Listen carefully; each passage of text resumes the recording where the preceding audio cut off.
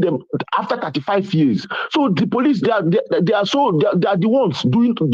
I don't know what they are doing. But if I'm the one, like I saw the video of ABD Dente when the at the background when the officer was saying, "What did I do? What did I do? What did I do?" May believe me, the kind of temper I have, I will clear him there. I will go. Like I will clear everybody there. I go my way. Supposed to be a custom officer. Sure, you get. But yes. So scared. Yes. Is because you know who the guy is. Let me show you something that you mentioned that IB Dende, right? If you have your screen right there, I want you to take. I'm watching. I'm on my screen. Yeah. Now you see all of us are talking about this guy who is a smuggler, drug smuggler, gun runner, counterfeit, what have you, contrabander, smuggler. This is a full-time criminal, right? Did you see that headline? Ibrahim Egungbon rises above detractors. Detractors, yeah. And in this text, they said the people are targeting him because he's a friend of Tifnumbu. Now, they also said the people that are the person that reported this about that did the investigative journalism is a Yoruba guy, Fisayo Shoyombo. But you see, they have put together Business Day, Nigeria newspaper, Business Day, published this. Okay. And in this article, they are blaming the exposure of this smuggler on Igbos. You won't believe it, my brother, sir. You won't. They said that's the end point. Say they are the ones who are now targeting him. That's why they are saying he's a smuggler. But he's not a smuggler, he's a philanthropist. He's a friend of Tinubu. Nigeria is big joke. For those who actually understand. Let me tell you something. Go on. Mike, let me tell you something with our listeners. Let me tell you something. You know, these guys, these old men now that are handling Nigeria now, I think it's just like they are getting to their peak. You know, but it's unfortunate that these guys, they never understood, or maybe they don't have sense. I'll put it this way: they don't have sense that what is coming now, the way the youths. See, the youths are gradually killing this tribalistic and ethnic and religious thing. They are killing it little by little. We are not giving up. But this issue of trying to destroy this tribalism, ethnicism, religious jingoism, and the rest of that, right? It may be slow, Baba. We are winning the war. The young people are beginning to kind of, ignore those lies. Yes, now. That's why I say I pity them because from my own knowledge now and what I observed, young Nigeria now, a lot of them are into tech, and that's something I understand here in America. When you have when you are IT trainer, you can get jobs without seeing somebody. Yes. He can transfer jobs to you. You do jobs. That person can be Igbo. That person can be Hausa. That person can be Yoruba. That person, anybody. So from giving you job, he likes you. He's your friend. And one old man that is close to his grave will be telling you, this one hates you. They kill your forefather. They kill this one. Igbo man is coming to do this. Yeah. These dying relics, old criminals. Yeah. So you get. Yeah. So they are stupid. They don't have sense. If they have sense, I don't think their children are talking to them, or maybe they are not bringing up a good children at home. Maybe they will just send them abroad. They will be learning. They think, okay, once you are there, you come and replace me. That's what maybe their children also are so stupid like them because this propaganda is also is going away, and the day will catch fire. They will see that their money, everything, it will go down, and they will go down with them. You see, so this one, okay, thank you, Maya. We see a lot of, but let's cut it here. I really enjoyed chatting with you because you kept it so thank you, my brother. A lot of people are so related, they could relate to all the scenarios you painted, and that's what makes this platform very unique. Okay, these are real life people. These are real, ordinary, normal people, okay, that will share their own experience, and you can easily see 10, 20, 30, 40 people that actually have similar experience like yours. So I'm grateful that you had time for us this morning, okay? Thanks a lot, okay? You have a good one. Now, might take one more. Okay, I think we still. I think we still have time. So here is another caller on the line. Remember, you are live. Good Hello afternoon, there. Baba. Good afternoon, Baba. Wow, how are you, Senator? Yeah, my name is Okoye Jonathan, calling you from Germany anyway. And that is Mr. Jonathan from Germany. This must be the first time. Am I right? Yeah, exactly. But I used to follow you most of times But I mean, on it's the the first line. time you're actually getting through that we have to kind of talk, right? Exactly, brother. Let me keep it on record. Thank you so much, Jonathan. Thank you. So, how are you Thank this you very afternoon? much. Because I know it's already afternoon in Germany, by the way. Yeah, it's afternoon. Great. So you said that you're not working today, after 4. or you are currently almost rounding up for the day. No, I'm off today. I'm off today. Any of those, Abby? Yeah. Yeah, I'm off. You're off today. Actually. Thanks for spending that with us on this platform. So yeah, please, you have the floor, Baba. Thank you. God bless you. I agree with you with the analysis you make sometimes ago that our people, the system have made our people, they can't just reason. Sad. Most of them, when they structured your mind on survival, you will be thinking of like the one who don't have food, like you showed us in the beginning, will be struggling to get what to eat. The one who don't have where to sleep will be struggling to, where and how will I sleep this night without being attacked or raped or somebody stole my thing. They have structured our mind to focus on how to survive. That is why most of us can't even articulate, can't even reason any longer. Critical thinking. Then, so once they made anything like food available, don't you see I see one video where our people are hot food from fire. Oh, they have reduced us. It was from somewhere in Zambia. They have reduced us to animal. They started taking the food as boiling as it from was. the fire. So just imagine, we are not in the state of war. I see where people are bringing rice with sand. Even people who are in the war have not reduced to that very extent. Ukraine, that has been fighting war, Baba, they are also, Nigeria is collecting food from Ukraine. Ukraine fighting war, they give Nigeria food. I was in the army before I traveled. Bless you. I serve in AHQ. I serve in the AHQ garrison, Abuja. I understand. I was opportune to work with some people in that army headquarters. The people who pilot the affairs of Nigeria, they don't see Nigeria as a country. They see Nigeria as a merchandise where where you come and make money and go. Where you come and make money. Just make your own money and go. Make your money and just get out. It's none of your business.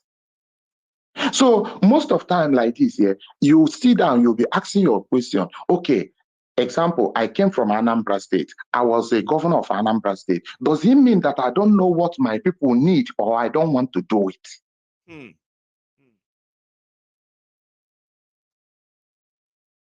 You know we know our people. This is where you grow up. Yes. You know that when you fix lights, there is road, hospital, and the security. Our people don't demand much. They are not asking for too much. They are not asking for too much, like where people were in their country that they can say, you give them this one. And is somebody telling you to bring a free box for him or this one? They will kind of just build the hospital, make it expensive. Our people will still pay. Take a look at all of us that left Nigeria to wherever we are today. We're not handed anything at the border and say, oh, you're welcome to our country. Yeah, of course. For coming to our country, this is what we give to people, free, take it. No. Those who wanted education as their own gateway to whatever prosperity, progress they dream of, the access to that education is there. Those whose mind is to take an opportunity for extra skills. that will actually give them extra opportunities to earn extra income, to build a better or standard life for themselves. The opportunity is there. We just take advantage of them. So if you do this for your people, they will take advantage of it. They are not asking you to give them rice, give them money. No, no, no, no. You do this. They are not asking. They will build on it. Like all of us build on what we met in these different countries. Nobody gave us anything and say, yeah, take. Exactly. Welcome to our country, take. Nobody gave us anything. So how come that it's impossible in that place? Because it's intentional. Once government did not enact, once government did not enact enable environment, there is nothing that will work. And they have subject our people. They have subject our people that they have pushed them to the tight corner. They don't have any option than once, and our people don't even understand. We are just weak in our brain, because Nigerians are the most people. They will study and forget. They will read the history of revolution, France Revolution, the Chinese Revolution, Russian Revolution. You will see somebody like this here. He will say that I'm a PhD in this, I'm a this in that, I'm a this. Nothing good comes easily. Like when we are in the army, there is this mindset that we have then. When they pay you salary, you see most of us then, like this, they will invite their girlfriend all over the country. You know, you will be feeling as if you have arrived. Within then I think then I was a private soldier to Lance Corporal. Salary was about 47,000 Nigerian naira notes. You are ordering a girlfriend from all over the country. So once they gave you that one-room apartment, you put in television and one small tabletop fridge, you will be feeling that you have arrived. I'm just giving you instances for you to know how they have reduced our mindset. So you are now a big boy. So these people, they can't sit down and articulate the direction they want to, and they don't have that mind of revolution. Once you give an average Nigerian just turn semo with a wedu or a gusi or ha, whatever he eats, and you now see one bottle of beer, he will forget about tomorrow. Mayegu, I've been with these people. For now. Let's leave that one for now. Let's sort of enjoy it for now. The problem can wait. They love saying our mind is weak. Our mind is weak. Our mindset is weak. Mayegu, I can't just thank you enough, because whenever I'm listening to you like this, I say, so there are still people who can just come out like this, and tell our people the truth, whether they will hear or they will not hear. And let me tell you, our people don't like truth. They want to hear, they want to listen to what they like. They don't support the truth. They support what they like. I have learned that a long time ago as well. And that's when I came about with that idea of Nigerians don't hate corruption. They don't hate oppression. They don't hate most of the things they complain about. They just don't like. Baba, do you know what? Baba, let me blow your mind. Yeah, go on. Baba, do you know? Did you know that in as much as people are complaining now, they have about two sets of people in Nigeria. The ones in the government now, they are eating, they are enjoying, they are not complaining. Then the other side now, they are waiting that someday, somehow, the opportunity will reach them. Then it will become their turn. Yes. Turn by turn, then you will see now, nobody will complain again. You see, Baba, I don't say I'm a young person, I'm a young man, sure you get. But somehow, the experience where I don't get. The reason why I keep sharing them is because I know a lot of you have had this similar experience too. But when people say, "Oh, when you talk, Mayegun," it's like you are speaking my mind. It's because what I'm speaking is your experience, not your mind. Because a lot of you have had so much of this experience, but like you said, you are so happy that we have somebody who could put all of these thoughts together. So that all of us can say, wow, somebody can put all these thoughts together and get us thinking. I'll tell you something. From my own experience, right? People used to say to me, I've seen people that we used to be here. I used to have a lot of friends, by the way, right? Some of them used to come around like Like, get closer to me. I love what you are doing. Mayegun, you are doing a great job. So I will save number. Mayegun, save my number. Save my number. We need to meet. We need to talk. I was so naive. I did not know that there are other Nigerians who actually will take advantage of what you think you are doing because they understand it more than you. A lot of people understand how powerful my platform is, and they believe that I don't. You understand? Like, if I actually understand how powerful my platform is, how rich I can be, I won't just be sitting down here wasting my time because it is like a gold mine. To them, I should have a price. So in my lifetime, I have seen people used me. I thought they were friends. We're all angry. We're angry at everybody. We are not happy with the system. Only for them to come around and say, Baba, you know one thing, this one is better. This one our own. Then they will figure out like, this one I'm at my, even 1 year I'm at all. So what do I mean by that? They are not the ones who will now be telling me, once they turn to the other side, they will say, well, Mayegun, it's not easy. You think, you remember that we used to do this thing together, Mayegun? Okay. Now I know better. Now that I am working for Honorable Kiniko, I know that government is not easy, Mayegun. You think say easy? Okay. You think government is used to sit down in front of camera talking? Most of us, I'm like, most really? of us in diaspora, most of us in diaspora here, except like this, are even worse. They are waiting for their turn. They are the worst. The diasporans are the worst. Majority most of them, us in the diaspora, life they want to live. Who's supposed to be? Wait 1 second. Baba, right? I can never, even at the gunpoint, I can never be proud of Nigeria. Even it will cost me my blood. I can never say I'm a Can you hold on Nigeria. for 1 minute? Can you hold on for 1 minute? Because I want to say something about these abroadians, these mad people abroad. They are worse. Majority of them, the kind of life they expect to live abroad, the lifestyle they want to live, their daily work cannot pay for it. So every day, they are looking for a chance that they will have a chance of going back to that Nigeria and deceive some of these gullible people because they are coming from abroad. They will gamble it because they know that they don't have to work to get paid over $40,000, $50,000 or pound sterling every month like they are. And they don't also have to worry about paying tax on it. Nobody's going to hold them.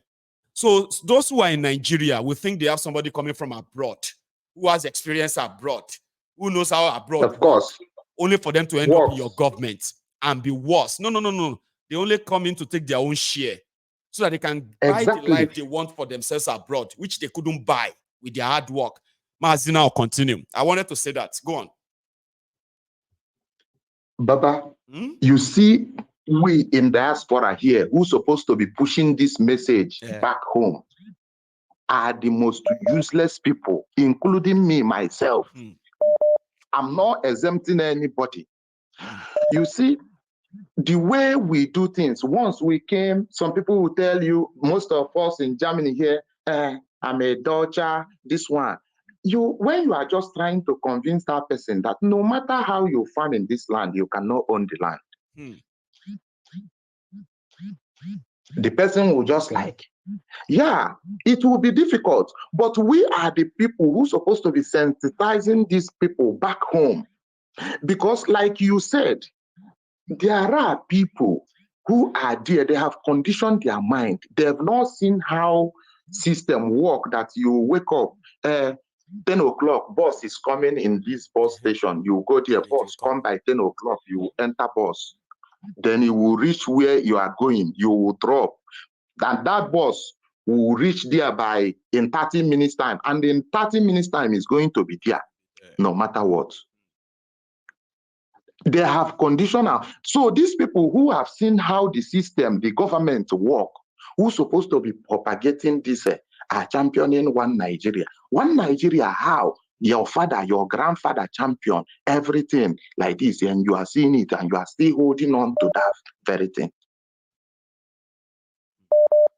Sometimes I sit down, I even get confused, to be honest. Wow. You see somebody who is here, who has been enlightened, somebody who went to school. My brother, I don't know. I don't just know. Just that our people back home are not even helping issue. The reason why I said our people are not helping issue, you see somebody as a sitting governor, He is there for 8 good years. He did nothing, absolutely nothing. He will now come back to village or coming back for second tenure. Then our mothers will now go and sew clothes. Our youth will now open their chests and started making noise for this man. So who are we sensitizing again? These are the people that we are clamoring that they are, they are not, they are, everything is expensive. They are dying. They are this one. There is no hospital. There is no school. So then you will be here and you will be seeing them, throwing party with this very criminal. What are you going to do again? You will be weak. Sad. Mazi, thank you very much again, okay? Thank you, Baba. God bless you. Baba, once again, I will say more grace to your elbow. Amen to that. We don't have any, like one of our elderly brothers said, we should continue. We don't have to relent. We'll continue. I know. God bless you. you. We shouldn't Mazi, stop. You enjoy your break. Thank you very much. And my regards to everyone Thank around you. there, all right? Stay safe, Baba. Thank you. Thank you so much. That was a very long one there. That's indeed, of course, like all other charts, right? They continue to sort of expand, so to say. So if you are still watching me, see, we are making gradually, we are kind of breaking it. Let me tell you something. When I started, or should we say, when we started this brunch time with Mayegun on YouTube, it was about 4 days ago, or 3 days ago, rather. Today is 4 now. Okay, 4 days ago. So the first one, a lot of people were surprised. Oh, is that Mayegun live or not? So day one, we had about 150 to 200 people with us. Day two, we had about 200 to 300 people. And day three, we had over 500 people. So this is day 4 of the brunch time with Mayegun, a sort of an extensive chat period or chat time on Mayegun's Diary Political, starting from the breakfast to lunch, depends on where you are joining us from. So today, we continue to move the mark forward. So we continue to get over. So it's going to still be something bigger that you are going to be very, very happy to be part of. Here is another caller. Braveheart, you say. Hello there. Yes, sir. This is Braveheart for Life, aka the African Wahala. African Wahala, the prince. Baba, how are you today? Man, Baba, I do. I'm very, very good. It's a very cold morning here in Edmonton. It is also very cold here, surprisingly, honestly. And it's sunny. How could it be sunny and be cold? What kind of a country is this? And cold. God damn it, man. Well, we will be fine, Go on, Baba. Yes. I'm just happy. I'm very happy about this brunch time show. I'm happy to be a part of the show this morning. It's also difficult to get in too. I was surprised. I thought it would be much easier. That's why people are saying, I begin to time everybody. I'm like, that's going to change the concept. The idea is to run it for 3-4 hours, okay? Get some rest and meet later in the evening, but we'll find out. We'll figure it out. We'll make it work. This is just a few episodes, baby steps, right? I'm glad you got in, though. Yes. It's a learning curve. Yeah. Thank you so much, brother. Let me take 30 seconds. Let me take 30 seconds, my great brother, to encourage our members. We are currently sitting on 183 likes. Let's just bring it up to like 400. Please. Just take one quick second, go out of the chat, click on the like button. Let's raise it up to at least 400 likes. We understand there might be 100 above Akus. So the 100 above Akus, they are not going to click on the like button. But the rest of us that are not above Akus will click on that like button from general. God bless you. You can use your TV remote if you're watching it on TV too, I've been told. Or you just grab your phone and just go onto Mayegun's Diary Political on YouTube. Tap this video and then pay your offering. It's like the broadcast. Yes. Great. The African Wahala. Yes, sir. Here we are. Yes, my brother. The crux of this chat this morning or afternoon primarily is that some believe the revolution has begun, African Wahala, because they believe that those who don't think it's a revolution ongoing gradually with all this looting, even though it should be criminal, but hunger everywhere, Baba. So some believe that it has begun, but others are like, they are not aware yet. Well, I've heard a lot today. I want to hear yours too, Baba. You see, me, I feel like every society has to undergo a revolution. And that's what the so-called society of Nigeria. To me, I don't like, if you notice, I always say so-called whenever I'm mentioning Nigeria, because I have been able to train myself to stop identifying with Nigeria. It's no longer existing as far as I'm concerned. So the so-called society of Nigeria is undergoing its own revolution. Unfortunately, it's in a crude fashion because Nigeria is extremely disorganized and completely useless. Absolutely useless. So this revolution that is currently going on, hopefully, me personally, I'm cheering my boys, my fellow victims, although I'm lucky that I'm one of those that was able to escape from the contraption. But my fellow victims that are still trapped in the contraption, that are looting. I saw them looting this morning close to Karu in Abuja. Nyanya. So let me give you a quick dynamics of Abuja. Please. So if you're coming in from Nasarawa State into Abuja, you're going to come through Maraba. That's the last town in Nasarawa before you get to Karu, Nyanya. Those are the entry points of Abuja. All these places are ghettos, okay? And this is where 90%, maybe I'm exaggerating, but a huge percentage of Abuja workers, they reside in these satellite towns, right? Those are the places that they've begun the looting.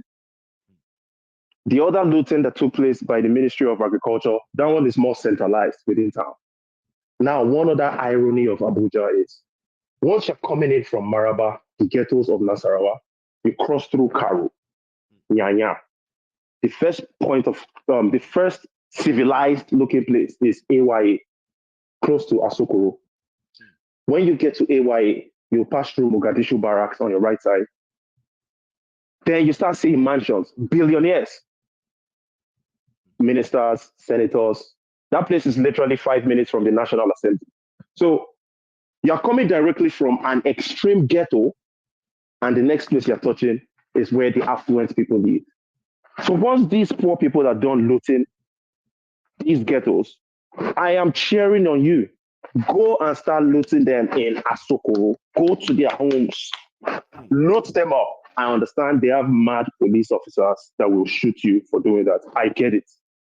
But hunger will push people Eventually to do what they have to do to survive. And the desperation that we have seen so far, the African Wahala, in all honesty, right?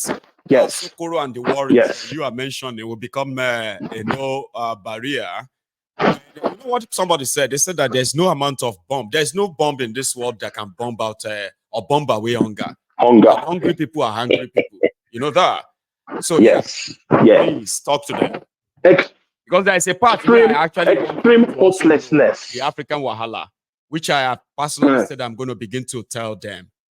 In case if you are in Nigeria and you are still one of those believing that they will kill you, if you do this or that, they will still kill you anyway, okay? But there's something I want those of you who have gone beyond, who have now passed that stage, all right, to know.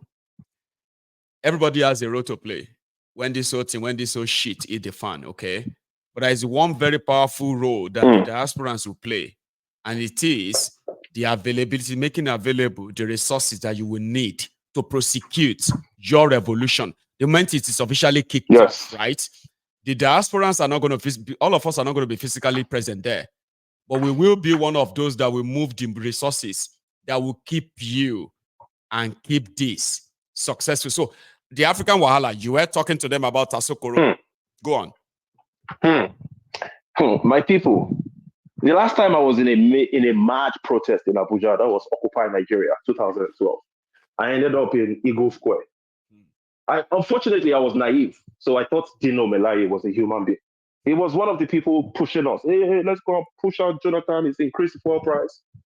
I didn't know that boy, Dino Melaye, was another absolute criminal.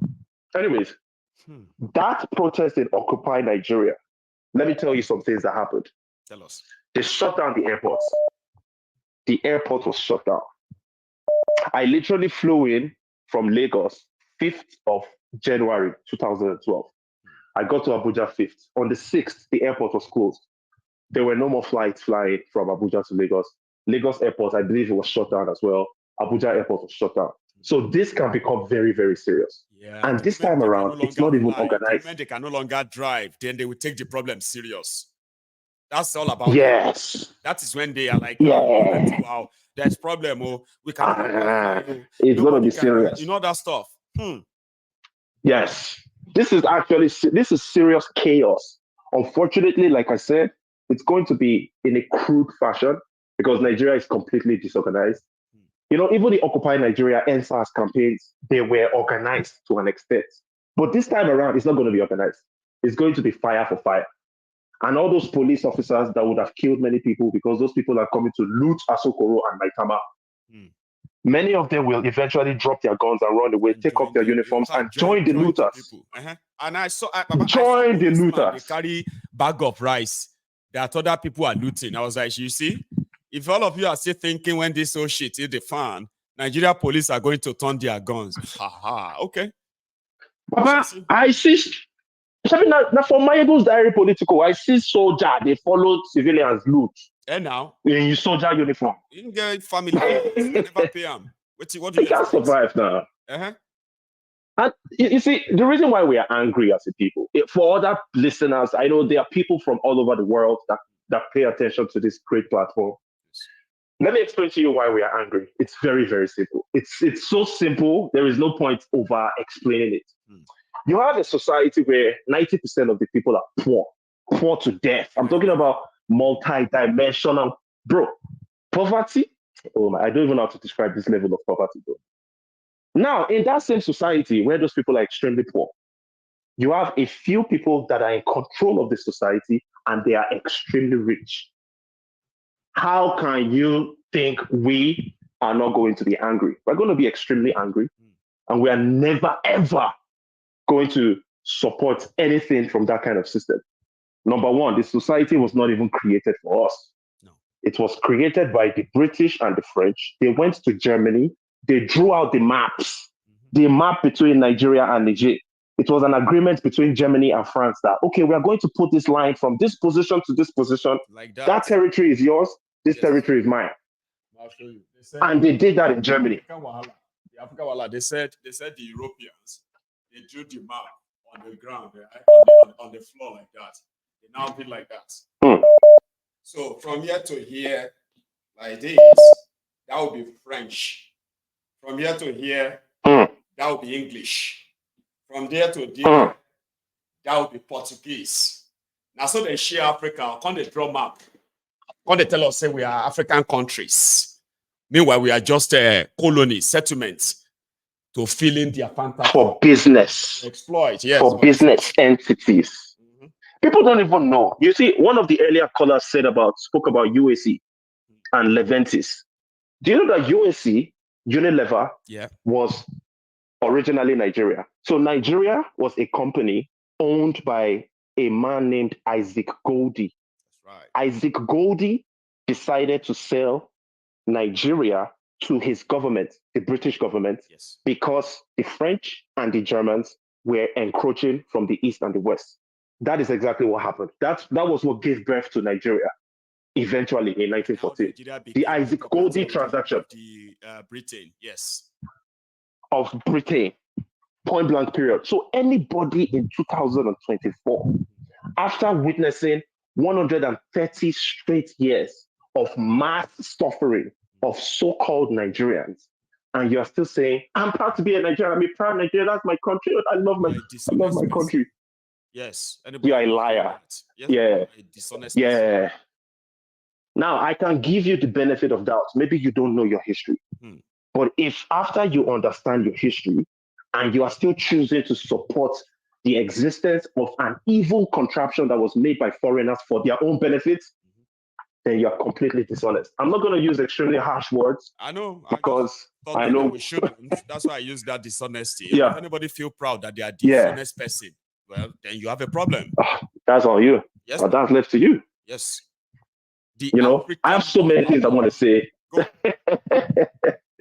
Thank Thank you so much, my brother Maigo. There was one more point I was going to raise, but it's slipping my mind. Yeah, it's kind of slipping my mind. Yeah, but my brother, in the evening, right? And then you might. Yeah. I won't be able to join in the evening, unfortunately, because I'm going to be in a meeting, a work meeting, So yeah. So I'm just happy to be a part of the program this morning. We are happy that you could make that of the afternoon. Okay. Oh, Mayego, I remember the final point I wanted to make. I remember. Yes. So, for those of us that were given birth to in the middle 1980s, we moved to Abuja in 1988, right?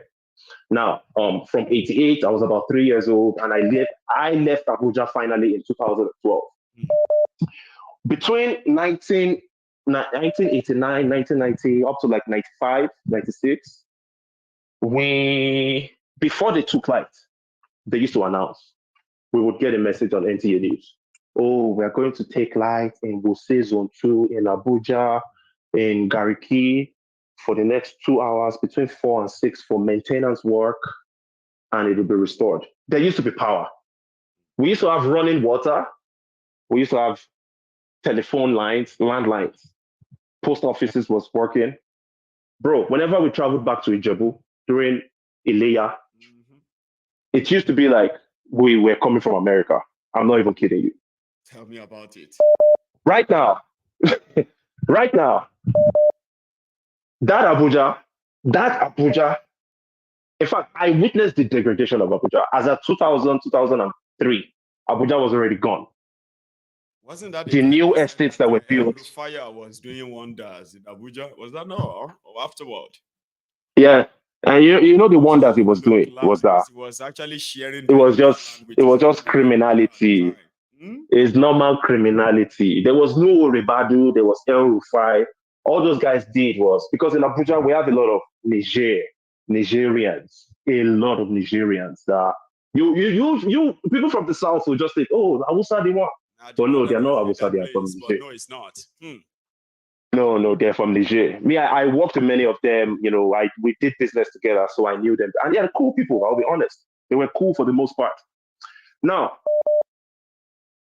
the degradation of Abuja was a clear evidence that this country is never going to function. To me, personally, as a young man back in the days, because I saw Abuja slowly turning into Lagos. Slowly. I could see the new estates that were built, like Gwarimpa Estate. It was built with substandard materials. It looked like Festac. So I could see Abuja slowly turning into Lagos. Apart from the first places that were built, everything else became like the regular Nigeria.